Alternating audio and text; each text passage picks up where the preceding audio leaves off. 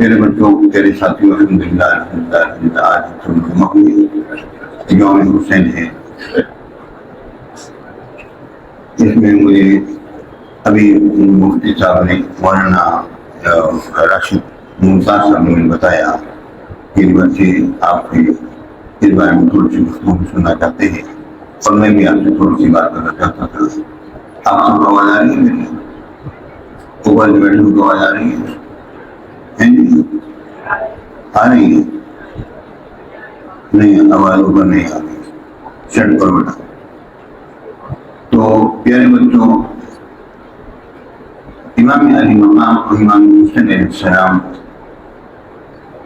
اور امام حسین علیہ السلام حضرت علی سید کائنات، محمود کائنات، سید الجنہ سید نساء اہل جنہ فاطمہ زہرا رضی اللہ تعالی عنہا،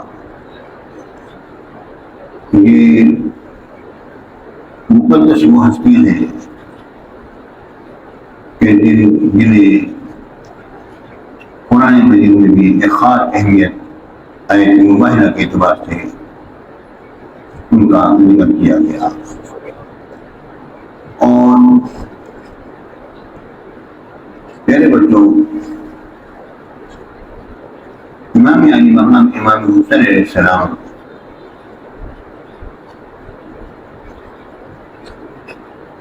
آپ کا معاملہ امت مسلمہ میں ہمیشہ سے انوکھا رہا ہے، اور اس میں یہ بات ذہن میں رکھیے، ورنہ آگے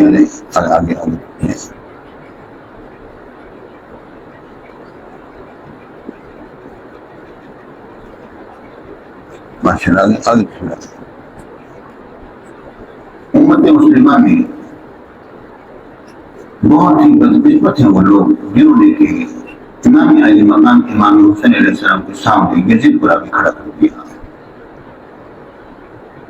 میرے آقا رسول اللہ صاحب صلی اللہ علیہ وسلم و جمیع الرسل ارشاد فرمایا، علیکم بسنتی وسنت الخلفاء الراشدین المہدیین، تم پر لازم ہے کہ تم میرے طریقے اور میرے خلفاء راشدین کے طریقوں کو اپناؤ۔ اس ایک حدیث پاک میں دو بہت اہم مسئلوں کو حل کر دیا ہے، اور وہ دو اہم مسئلے کیا ہیں؟ وہ یہ ہے کہ میرے آقا نے فرمایا میری سنت کو اور میرے خلفاء راشدین کی سنت کو اپنانا ہے۔ میرے آقا کی سنت، حضور علیہ السلام سے پوچھا گیا یا رسول اللہ میں آپ کو نہ پاؤں تو میں کس کے پاس آؤں؟ میرے آقا نے فرمایا ابو بکر کے پاس آنا۔ میرے آقا نے فرمایا ابو بکر کو حکم دو، لوگوں کو نماز پڑھائے۔ اور جس وقت میرے آقا کو سال باپ ہوا،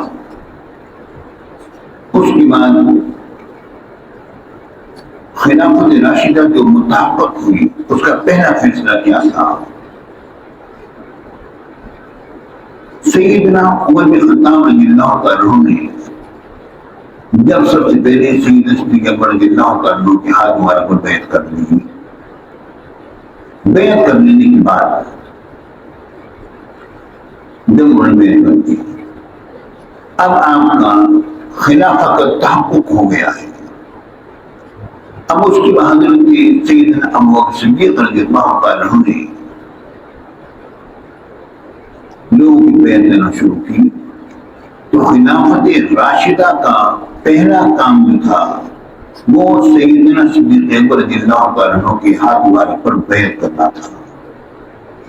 میرے آقا نے فرمایا میرے طریقے کو لو۔ میرے آقا نے اشارات میں، کنایات میں سیدنا صدیق اکبر رضی اللہ عنہ کو آگے پیش کر دیا، اپنے مسئلے پر کھڑا کر دیا، سارا معاملہ ہو گیا۔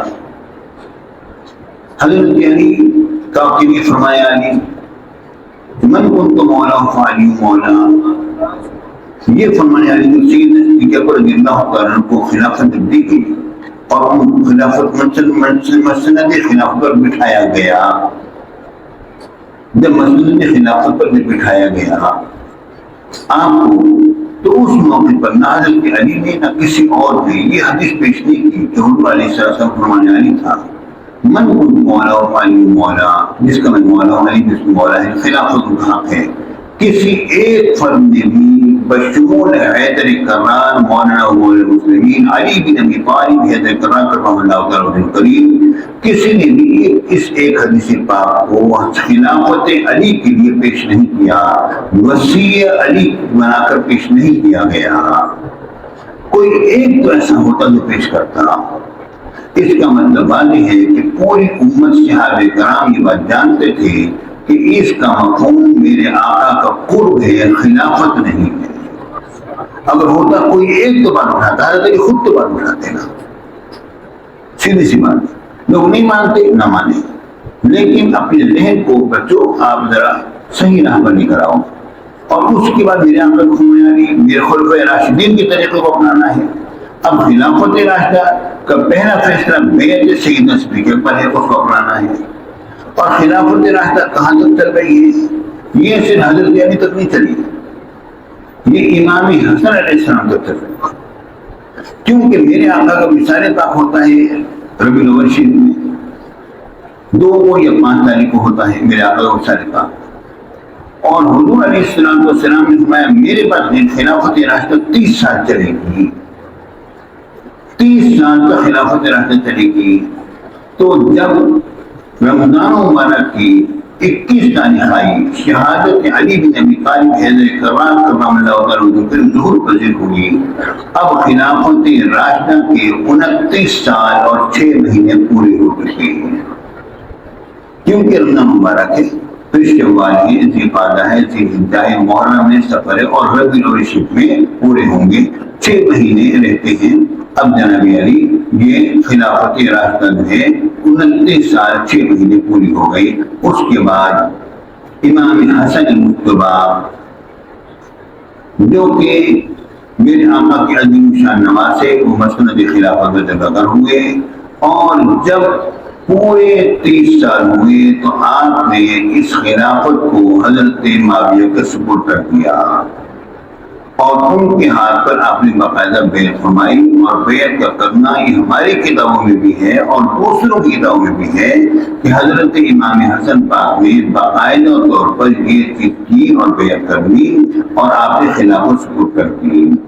جب اتنی بات ثابت ہے تو یہ بات مان لو خلافت راشدہ کا پہلا فیصلہ بھی حق ہے اور آخری فیصلہ بھی حق ہے۔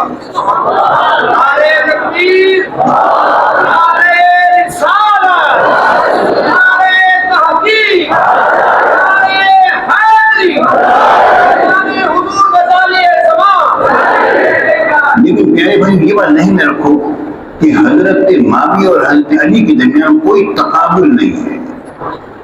حضرت علی کی راہ کی گرد کو بھی حضرت معاویہ نہیں پاتے۔ یہ بات میں نے نہیں کہی، یہ اعلیٰ حضرت نے لکھی، فلاں علی میں لکھی ہوئی کلمات لکھی میں۔ علی ہیں، حضرت معاویہ حضرت علی کو نہیں پا سکتے، کیسے ممکن ہے پا سکے؟ کیسے ممکن ہے پا سکے؟ لیکن حضرت معاویہ پر کیچڑ اچھالنا، ان کے خلاف باتیں کرنا، ان کو خلیفہ نہ ماننا، ان کو مسلمان ہونے سے نکال دینا، یہ چیز ہے، یہ چیز درست نہیں ہے، کیونکہ ان کے ہاتھ پر خلافت راشدہ کا آخری فیصلہ ان کے ہاتھ پر بیعت کے ساتھ ہوا ہے۔ تو یہ چیز میری آپ سمجھنے کی کوشش کریں، اس بات میں نے پیش کی ہے۔ اور اس کے بعد حضرت معاویہ کے ہر فیصلے کو ہم صحیح کہیں، یہ بات حدیث پاک سے ثابت نہیں ہے، نہ ہی قرآن پاک سے بات ثابت ہے۔ وہ ایک مجتہد صحابی تھے، ان سے اجتہادی معاملات میں خطا کا ہو جانا یقینی امر ہے، اور اس کا انکار نہیں کر سکتے۔ حضرت علی کے ساتھ بھی ان کا جو اختلاف ہوا تھا وہ بھی اجتہادی معاملہ تھا، اور اس اجتہادی معاملے کو ہم نے ساری امت اس بات پر متفق ہے، اہل سنت ہیں کہ حق پر حضرت علی ہی ہیں، حضرت معاویہ نہیں ہے۔ حضرت علی کا حق پر ہونا ایک ایسا امر مسلم ہے جو روز روشن سے بھی زیادہ واضح ہے۔